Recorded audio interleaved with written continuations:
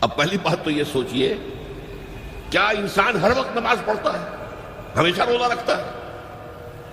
جب اللہ کہہ رہا ہے میں نے تو پیدا ہی کیا میری عبادت کے لیے، کوئی اور کام اگر وہ کر رہا ہے تو وہ میرے مقصد تخلیق کے خلاف کر رہا ہے۔ وَمَا خَلَقْتُ الْجِنَّ وَالْإِنسَ إِلَّا لِيَعْبُدُونِ، میں نے تو جنوں اور انسانوں کو صرف اس لیے پیدا کیا کہ میری عبادت کریں۔ تو اصل میں بات کیا ہے؟ یہ نماز، روزہ، حج اور زکوٰۃ یہ بھی عبادات تو ہیں، اصل عبادت کچھ اور ہے۔ اصل عبادت کیا ہے؟ الحمدللہ وکفا والصلاة والسلام علی عبادہ الذین اصطفیٰ، خصوصاً علی افضلہم وخاتم النبیین محمد الامین وعلی آلہ وصحبہ اجمعین۔ اما بعد فاعوذ باللہ من الشیطان الرجیم، بسم اللہ الرحمن الرحیم۔ رب اشرح لی صدری ویسر لی امری واحلل عقدۃ من لسانی یفقہوا قولی۔ اللہم ربنا الہمنا رشدنا واعذنا من شرور انفسنا، اللہم ارنا الحق حقا وارزقنا اتباعہ وارنا الباطل باطلا وارزقنا اجتنابہ، اللہم وفقنا لما تحب وترضى، آمین یا رب العالمین۔ معزز حاضرین اور محترم خواتین، السلام علیکم ورحمۃ اللہ وبرکاتہ۔ آپ کے علم میں ہے کہ میرا آج کی گفتگو کا عنوان ہے کلمہ طیبہ، اور اس کے حوالے سے یا اس کی روشنی میں ہمارے دینی فرائض۔ بچپن میں مجھے امید ہے کہ بہت سے لوگ خوش نصیب ایسے ہوں گے اس مجمع میں جن کی تعلیم کا آغاز قاعدہ یسرنا القرآن سے ہوا ہو یا نورانی قاعدے سے ہوا ہو، اور پھر اس کے بعد حضرت مولانا مفتی کفایت اللہ رحمۃ اللہ علیہ کے کتابچے تعلیم الاسلام جو ہے انہیں پڑھائے گئے ہوں۔ ظاہر بات ہے کہ آج کل وہ رواج ختم ہو چکا ہے، آج کا ہمارا دور مادہ پرستی کا ہے۔ ہماری تعلیم میں بھی آپ کو معلوم ہے کہ کنڈر گارڈن جو ہے اس سے بات شروع ہوتی ہے، اور ممی اور پاپا یہ الفاظ جو ہیں وہ بچوں کو سکھائے جاتے ہیں۔ اللہ اور اس کے رسول کا نام عام طور پر نہیں پڑھایا جا رہا، لیکن یاد ہوگا آپ کو کہ اس سلسلے میں سب سے پہلے ایمان مفصل، ایمان مجمل یاد کرائے جاتے تھے، ایمان کیا کیا ہے، پھر 6 کلمے پڑھائے جاتے تھے۔ یہ 6 کلمے یوں سمجھیے کہ اسلام کی تعلیمات کا لب لباب اور خلاصہ ہے۔ ان میں سے پہلے 2 کلمے کیا ہیں جو اہم ترین ہیں؟ کلمہ طیبہ، لا الہ الا اللہ محمد الرسول اللہ صلی اللہ علیہ وسلم۔ یہ مختصر ترین کلمہ ہے، اسے ہم کلمہ طیبہ کہتے ہیں، اور یہ سمجھیے کہ ہمارے دین کی جڑ اور بنیاد اور اساس ہے۔ دوسرا کلمہ اسی میں لفظ شہادت کا اضافہ ہو کر اشہد ان لا الہ الا اللہ واشہد ان محمد الرسول اللہ صلی اللہ علیہ وسلم۔ یہ کلمہ شہادت جو ہے یہ اسلام میں داخلے کا شاہ درا ہے۔ شاہ درا، در کہتے ہیں دروازے کو، شاہ درا بہت بڑا دروازہ۔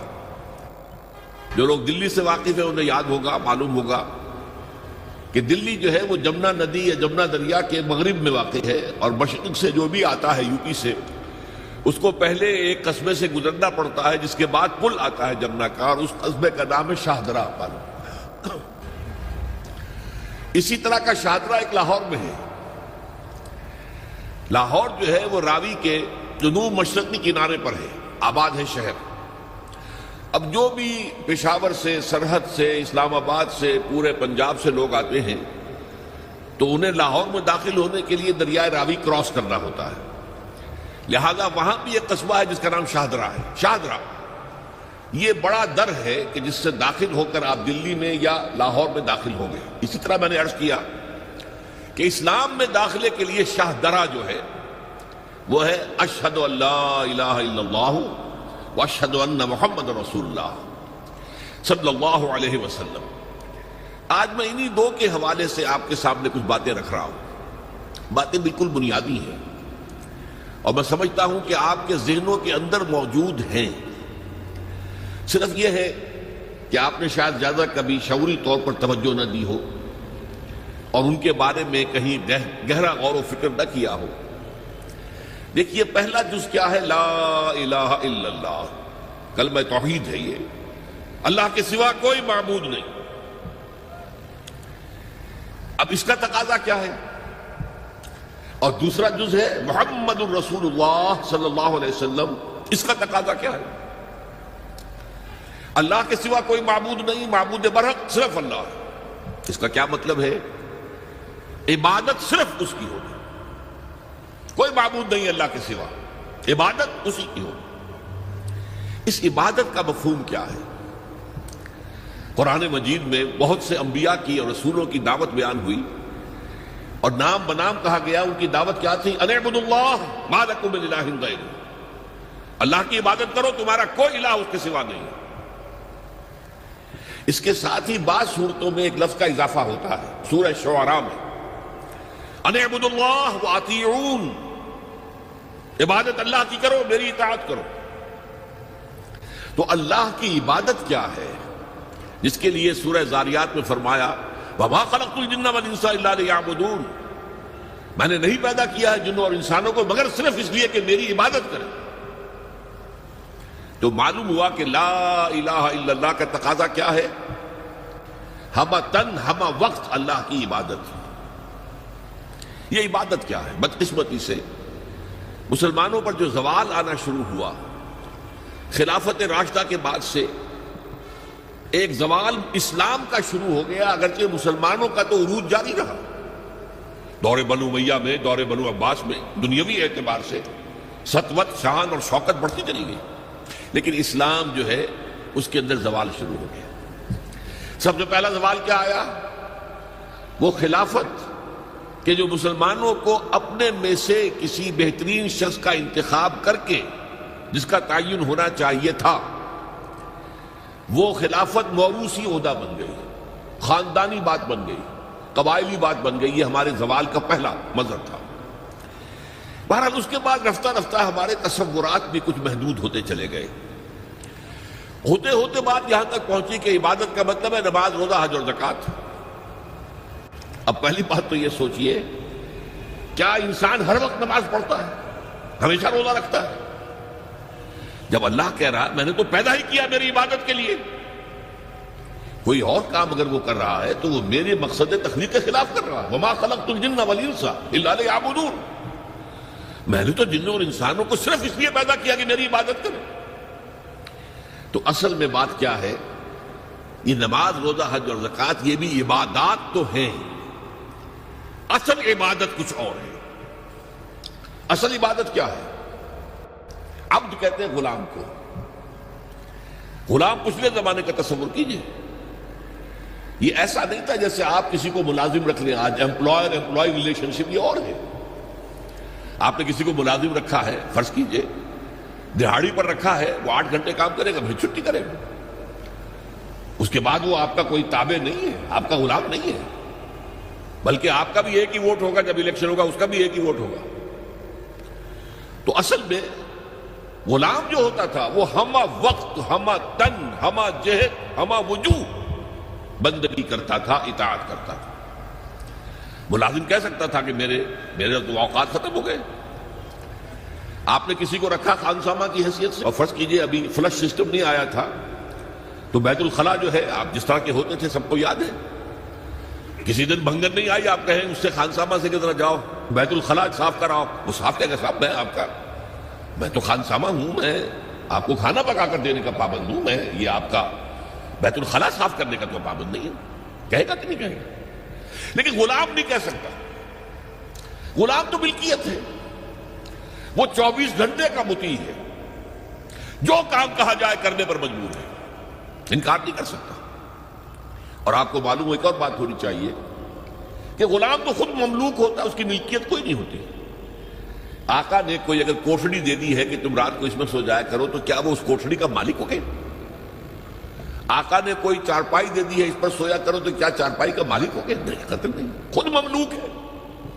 اور پچھلے زمانے میں غلاموں کا معاملہ کیا تھا؟ آقا جب چاہے ذبح کر دے، قتل کر دے، کوئی مقدمہ نہیں بنے گا، نہ 302 کا نہ 304 کا۔ کیوں؟ جیسے آپ کی بکری آپ کی ملکیت تھی، آپ نے ذبح کیا، گوشت کھا لیا، کوئی پوچھ سکتا ہے آپ سے؟ میری بکری تھی بھائی، میں نے ذبح کیا، Who are you to ask me؟ اسی طرح غلام میری ملکیت ہے، میں نے قتل کر دیا، میں نے اپنا نقصان کیا ہے نا۔ میں اس غلام کو فروخت کرتا تو کچھ پیسے مل جاتے مجھے، لیکن اختیار میرا ہے، میں نے اسے قتل کر دیا۔ اس معنی میں اللہ کا غلام بن جانا، اللہ کا بندہ بن جانا۔ یہ بندہ جو ہے یہ فارسی کا لفظ ہے، عبد عربی کا لفظ ہے۔ عبد سے عبادت بنا، بندے سے بندگی بنا۔ چنانچہ شیخ سعدی کا شعر ہے مشہور، جو مسجدوں میں پہلے لکھا جایا کرتا تھا۔ آج کل تو ہمارا نئی قسم کی مسجدوں کے ڈیزائن بنتے ہیں نا، پچھلے زمانے میں کیا ہوتا تھا؟ اس در کے اوپر چوکھٹا بنا ہوا ہے، روز محشر کے جان گداز بود، اولی پرسش نماز بود۔ وہ قیامت کا دن جو بہت سخت ہے، پہلا حساب نماز کا ہوگا۔ اور یہ شعر میں لکھا ہوتا تھا، زندگی آمد برائے بندگی، زندگی بے بندگی شرمندگی۔ یہ زندگی ہمیں ملی ہی بندگی کے لیے ہے، وَمَا خَلَقْتُ الْجِنَّ وَالْإِنسَ إِلَّا لِيَعْبُدُونِ۔ تو اگر ہم بندگی نہیں کرتے اللہ کی تو شرمندگی ہی شرمندگی ہے، گویا کہ ہم اپنے مقصد تخلیق کو تو پورا نہیں کر رہے۔ آپ نے قلم بنایا تھا لکھنے کے لیے، لکھتا نہیں ہے تو اٹھا کے پھینک دیں گے، آپ اس کو کوڑے میں ڈالیں گے۔ لہذا انسان کی تخلیق اور جنوں کی تخلیق بندگی کے لیے ہوئی۔ زندگی آمد برائے بندگی، زندگی بے بندگی شرمندگی۔ یہ ہما وقت، ہما تن، ہما وجوہ، ہما جہد اللہ کی اطاعت، یہ ہے عبادت۔ اس عبادت کے لیے عبادات ہمیں دی گئی ہے۔ جیسے یہ اگر کھڑا ہوا ہے شامیانہ تو آپ نے دیکھا یہ جو بانس کھڑے ہوئے ہیں، یہ عبادت جو ہے اس کی چھت سمجھ لیجئے 4 ستونوں پر کھڑی ہے، نماز، روزہ، حج، زکات۔ نماز کس لیے؟ تاکہ 5 مرتبہ تازہ کر لو اللہ سے عہد بندگی، ایاک نعبد و ایاک نستعین۔ کہیں بھول مت جانا، صبح ہوئی ہے پہلے اپنا اللہ سے بندگی کا عہد تازہ کر لو، پھر دکان پہ جانا، پھر دفتر میں جانا، اور پھر دوپہر میں پھر نکلو، پھر تازہ کرو۔ وہ آپ کا لنچ آور ہوگا لیکن اس میں اللہ کو پہلے یاد کرو۔ پھر جب بہت زیادہ ایکٹیویٹی کا ٹائم ہوتا ہے شام کا، پھر یاد کرو اللہ کو عصر کے وقت، پھر مغرب کے وقت، پھر رات کو عشاء۔ 5 دفعہ یاد کرو اقم الصلاۃ لذکری، کہ تمہیں یہ بات یاد رہے کہ ہم اللہ کے بندے ہیں اور ہمارا کام بندگی ہے، ہما تن، ہما وجوہ، ہما وقت اللہ کی عبادت۔ روزہ کیوں دیا؟ تاکہ نفس کے اندر جو شیطنت ہے، ان النفس لامارۃ بالسوء، اس نفس کو کنٹرول کرنے کی عادت ہو جائے۔ بھوک برداشت کرو، کسی وقت کھانے کو حلال چیز نہیں مل رہی تو بھوک برداشت کرو، فوراً کسی حرام شے کے اندر منہ نہ مار دو، تمہارے اندر عادت ہونی چاہیے۔ پیاس شدید لگی ہوئی ہے تو اگر کوئی صحیح مشروب نہیں ہے تو ایسا نہ کرو کہ اب کیا کریں، یہاں پر تو سوائے جو شراب کا کچھ ملتا ہی نہیں تو لو شراب ہی پیتے ہیں۔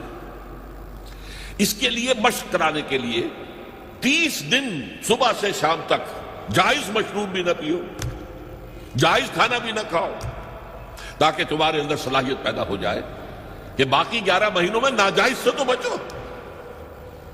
یہ ہے عبادت کے ساتھ ان عبادات کا تعلق۔ ایک بڑی ہمارے اندر جو ہے نفس کی خواہش، دولت پرستی، اس کو نکالنے کے لیے صدقہ، خیرات، انفاق، خرچ کرو، خرچ کرو، خرچ کرو، تاکہ یہ دولت کی محبت دل میں سے کھرچی جائے۔